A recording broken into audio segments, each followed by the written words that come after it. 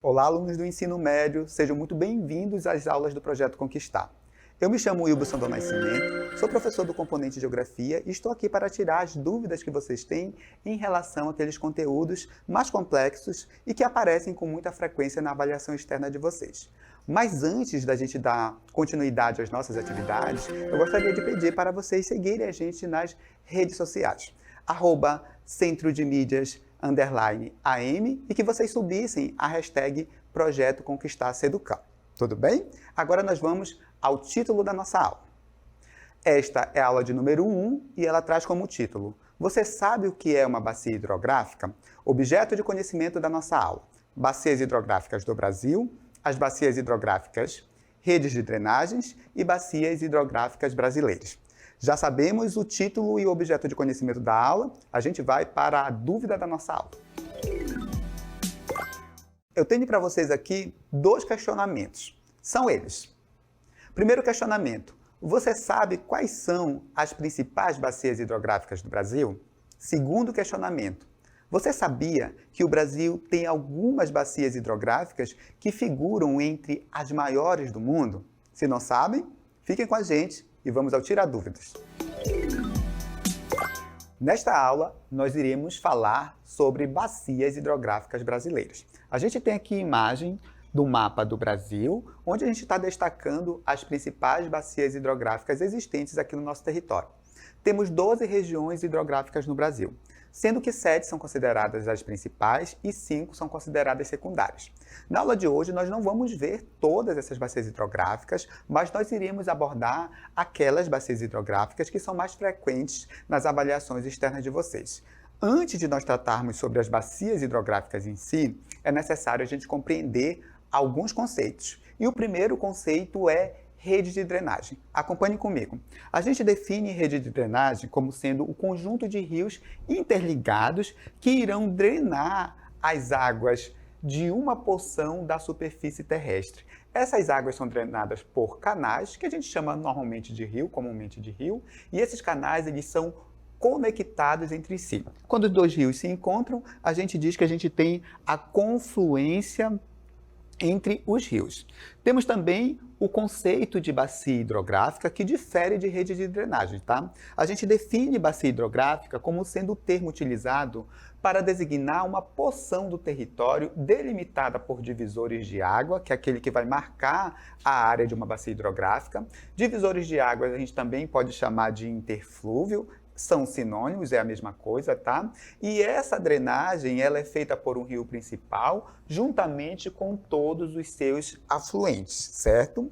É importante que vocês saibam também que a bacia hidrográfica, ela apresenta uma estrutura e tem alguns elementos que compõem essa estrutura, como nascente, rio principal, divisores de águas afluentes e foz. Aqui a gente tem uma imagem do que seria uma ilustração de uma bacia hidrográfica e a gente observa alguns desses elementos, como nascente, como afluente, como interflúvios ou divisores de água. Essa área aqui é a área delimitada pela bacia hidrográfica. Quem faz essa delimitação é o interflúvio ou os chamados divisores de água, certo? É importante também que vocês saibam que a gente pode classificar as bacias hidrográficas de acordo com o padrão de drenagem. Então, a depender do padrão de drenagem, nós podemos classificar as bacias em endorreica, exorreica, arreicas e criptorreicas, tá bom? Então a gente vai conhecer as características desses tipos de bacia a partir do padrão de drenagem.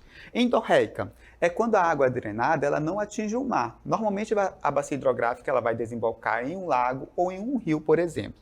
Exorreica é quando a água é drenada, ela sai do interior do continente e chega até o oceano, até o mar, tá bom? Então nós chamamos de bacias exorreicas. Temos também as bacias arreicas, que são aquelas bacias que a água drenada, ela some tipo assim do nada. Ela não chega até um rio, não chega até o oceano, por exemplo.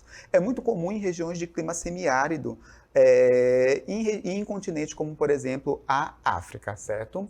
Temos também as bacias criptorreicas, que são aquelas bacias que a água drenada ela vai parar no subsolo, tá bom? Nas grutas, nos rios subterrâneos, nos aquíferos, dentre outros. Tudo bem? E aí é importante também que vocês entendam que a principal estrutura da bacia hidrográfica é o rio. E que esse rio, ele apresenta alguns componentes. E é importante que vocês saibam quais são esses componentes. São esses os elementos do rio. Primeiro, a nascente, que é o local onde o rio ele vai nascer. Temos também a foz, que seria o local para onde toda a água drenada ela vai. Temos também o curso de um rio. O que é, professor, um curso de um rio? É o caminho que a água ela vai fazer, tá certo? É o caminho que a água ela vai percorrer. Temos também o leito do rio, que é justamente aquela porção da terra por onde a água vai passar por cima. Seria basicamente o local do rio onde temos água, certo? Temos a margem do rio, que ajuda a delimitar justamente o leito desse rio.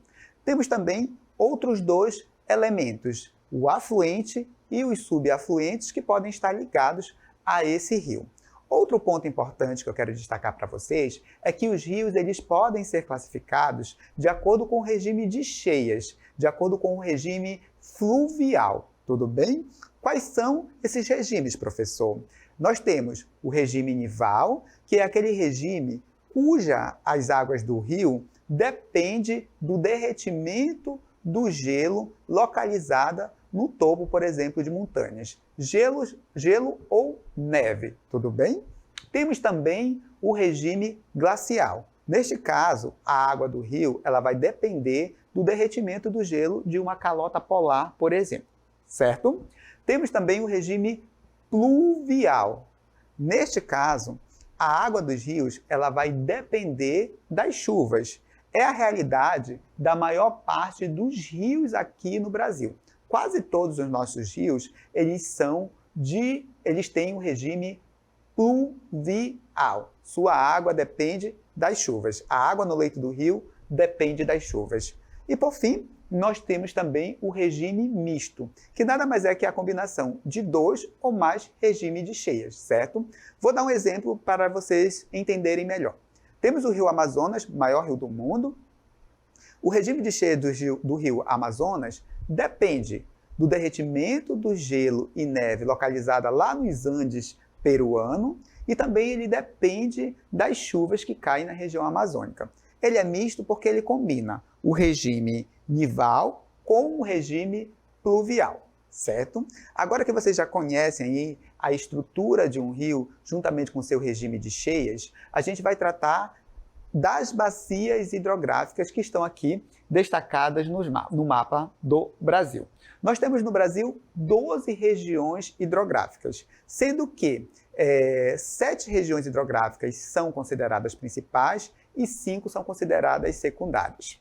Dessas regiões hidrográficas principais, nós não iremos estudar todas elas, tá bom? Nós precisaríamos de mais tempo para fazermos essa análise. Mas eu irei destacar aqui as bacias hidrográficas ou regiões hidrográficas que mais aparecem nas avaliações externas de vocês. Quais são essas bacias hidrográficas, professor?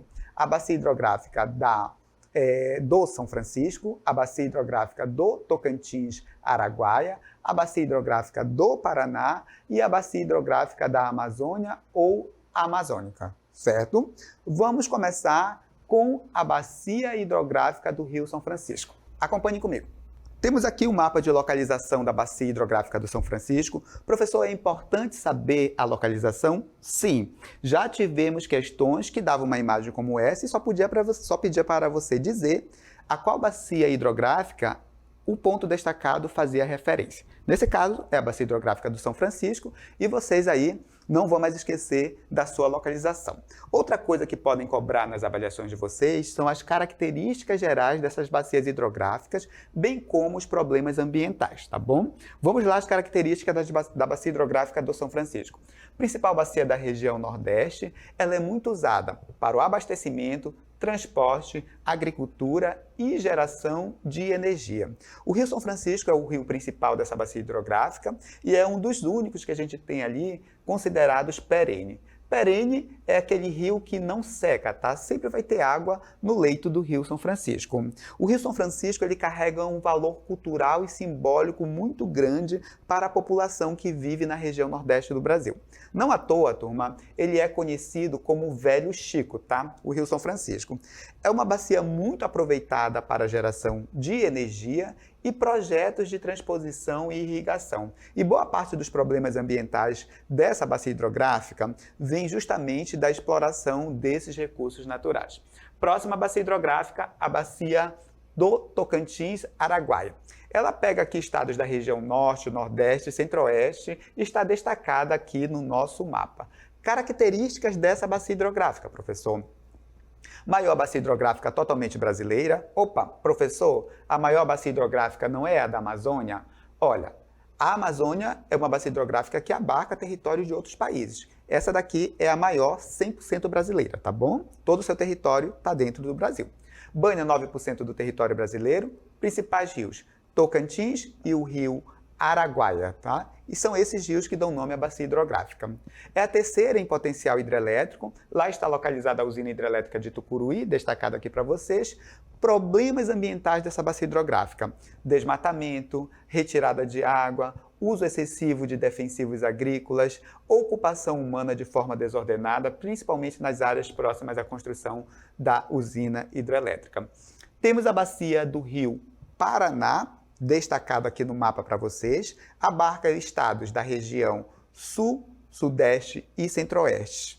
Características dessa bacia hidrográfica: ela é formada pelo rio Paraná e seus afluentes, abriga várias usinas hidrelétricas, entre elas a usina de Itaipu, que foi considerada aí a maior do mundo. Perdeu o título para a usina de Três Gargantas, localizada na China. Principais impactos ambientais: poluição de diversas formas, tanto a partir de esgoto industrial como também de doméstico, e o uso irracional desses recursos, em especial para a geração de energia. E agora nós vamos analisar a que é considerada a maior bacia hidrográfica do mundo, a bacia amazônica ou bacia da Amazônia, como vocês queiram. Primeiro, o que vocês precisam saber: onde ela está localizada, tá? Ela pega todos os estados da região norte, alguns estados na região centro-oeste também, e observem pelo nosso mapa que ela também abarca a área de outros países, diversos países, tá bom? Como, por exemplo, Colômbia, Equador, dentre outros. Professor, o que eu preciso saber sobre a bacia hidrográfica da Amazônia? Vamos acompanhar. Primeiro, as suas características gerais, tá? Maior bacia hidrográfica do mundo, com uma área de 7,5 milhões de quilômetros quadrados. Seu rio principal é o rio Amazonas. Normalmente, o rio principal ele sempre vai dar nome às bacias hidrográficas, tá? É considerado também o maior rio do mundo. A bacia da Amazônia, ela possui um grande potencial hidroelétrico, tá? Não à toa, estão localizadas nessa bacia hidrográfica as hidroelétricas mais importantes dentro do nosso território, dentro do território do nosso país, tá bom? Ela sofre com problemas ambientais que estão relacionados a desmatamentos, queimadas, atividades de mineração, e eu gostaria de acrescentar também para vocês um fenômeno recente, que é a expansão da fronteira agrícola em direção à região amazônica. Hoje essa bacia também tem sofrido os impactos ambientais das atividades de agricultura e pecuária que avançam do centro-oeste em direção ao sul dessa bacia hidrográfica, certo? Terminamos o conteúdo da aula e agora nós vamos fazer o checklist.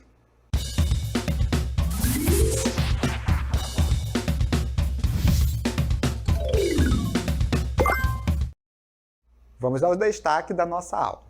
Nesta aula nós falamos sobre bacia hidrográfica e é importante que vocês saibam a definição, o que é uma bacia hidrográfica. A gente costuma dizer que bacia hidrográfica é uma área delimitada por interflúvios ou divisores de água, e essa área ela é drenada por um rio principal juntamente com todos os seus afluentes. Então esse seria o conceito mais simples do que seria uma bacia hidrográfica. Outra coisa que nós vimos na nossa aula foi sobre a estrutura de uma bacia hidrográfica. A bacia hidrográfica ela apresenta uma estrutura que envolve, por exemplo, a nascente do rio principal, os afluentes que compõem essa bacia hidrográfica, os divisores de água, a foz, dentre outros elementos dessa estrutura. Nós vimos também que as bacias hidrográficas elas podem ser classificadas de acordo com o padrão de drenagem. E aí nós temos 4 tipos de bacias hidrográficas. As bacias endorreicas, que são aquelas bacias que a água drenada ela não chega até o mar. Vimos também que nós temos as bacias exorreicas. Nessas bacias, a água drenada ela vai parar no mar, ela vai parar em um oceano. Vimos também que nós temos as bacias arreicas, que são aquelas bacias cuja água drenada ela não chega a um ponto específico, some no meio do nada. É muito comum acontecer em regiões de clima semiárido. Tem muitas bacias hidrográficas desse tipo no continente africano. E por fim, a gente viu as bacias criptorreicas, que são aquelas bacias cuja água drenada ela vai parar no subsolo, em lençóis freáticos e em rios subterrâneos. Outro ponto que nós vimos durante essa aula foi sobre os componentes de um rio juntamente com as suas principais características. A gente viu que um rio ele apresenta diversos componentes ali, como nascente, como foz, margem, leito, dentre outros. E a gente viu também que o regime de cheia dos rios ele pode ser classificado de 4 formas.